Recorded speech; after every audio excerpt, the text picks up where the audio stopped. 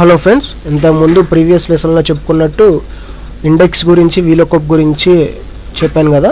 ఆ వీలుకప్లో డ్రాబ్యాక్ ఉందని చెప్పాను కదా, అది మనం ఇండెక్స్ ద్వారా ఓవర్కమ్ చేయొచ్చు అనమాట. ఆ విషయం చెప్పడం నేను మీకు మర్చిపోయాను. చూశారు కదా, ఇప్పుడు ప్రీవియస్ ఉంది ప్రోడక్ట్ అనేది.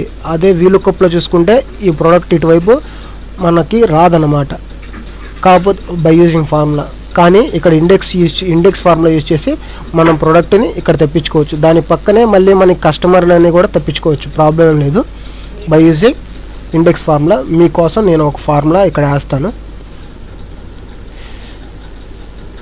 ఇండెక్స్ ఉంది కదా, ఇండెక్స్ సెలెక్ట్ చేసుకుని ఏరే ఏం సెలెక్ట్ చేసుకుంటారంటే మొత్తం డేటా సెలెక్ట్ చేసుకుంటారు. ఏరే అనగానే మీకు మొత్తం డేటా అనేది సెలెక్ట్ చేసుకోవాలి ఇండెక్స్లో.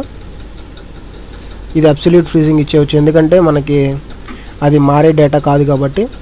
ఇక్కడ మనం ఏం చేయాలంటే ఇప్పుడు మ్యాచ్ చేయాలి. మనకు మ్యాచ్ చేయాలంటే ఇది కావాలి కదా, లుకప్ వాల్యూ. ఆ లుకప్ వాల్యూ అనేది పక్క టేబుల్ నుంచి తీసుకోవచ్చు, లేదా మీరు ఇక్కడ ఈ బాక్స్లో నేమ్ రాసుకుని చేసుకోవచ్చు, ప్రాబ్లం లేదు. నేను ఇక్కడ తీసుకుని దీనికి ఏ లాకింగ్ ఇవ్వాలంటే కాలం లాకింగ్ ఇవ్వాలి, ఎందుకంటే రో మారే కొద్దీ ఫార్ములా అనేది అప్లికబుల్ కావాలి కాబట్టి. ఇప్పుడు ఇక్కడ మీరేం చేయాలంటే లుకప్ పేరే ఎక్కడి నుంచి తీసుకుంటారంటే లుకప్ పేరే మెయిన్ టేబుల్ నుంచి తీసుకుంటారు. మనకు కావాల్సింది ఏంటి అక్కడ కస్టమర్ నేమ్ ఎల్ఎస్ మ్యాటన్ కాబట్టి ఆ లైన్ తీసుకుంటారు. ఇది మారదు కాబట్టి అబ్సల్యూట్ లాకింగ్ ఇచ్చి 0 వేసి క్లోజ్ చేసి మళ్ళీ మ్యాచ్ చేస్తారు. మళ్ళీ మ్యాచింగ్లో ఏది తీసుకుంటారు, కస్టమర్ తీసుకుంటారు. ఇక్కడ కస్టమర్ తీసుకోండి, ఆల్రెడీ మనకు ఉంది కాబట్టి. ఇక్కడ రో లాకింగ్ చేస్తారు, ఎందుకంటే కాలం మారే కొద్దీ ఫార్ములా అనేది అప్లికబుల్ కావాలి కాబట్టి.